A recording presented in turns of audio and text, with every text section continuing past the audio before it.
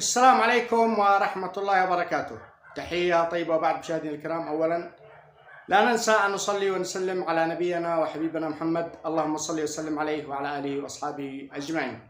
ما حصل في محافظة البيضاء، مديرية رداع، مديرية العرش، قام أحد الأشخاص بقتل والده للأسف، وفوق هذا عاد وقلع راسه وضربه. حسبنا الله ونعم الوكيل. إلى أي حال وصلت البلاد وبعض الناس. أبوك الذي بيشقى ويتعب ليل ونهار ما حد بيفضله في الدنيا على نفسه إلا أنت، وتطلع بهذه الطريقة، ولكن لقى الرادع سريع، لحق أخوه عيال عمه ودقوه في الطريق. هكذا الرجال، ولا عاد تلاحق ولا عاد ماطل ولقى جزاه. وحسبنا الله ونعم الوكيل، يعني شخصين في يوم واحد، إنا لله وإنا إليه راجعون. انتبهوا على أولادكم، وويل كل عاصي من الله، وأيضا بيلقى جزاه في الدنيا قبل الآخرة.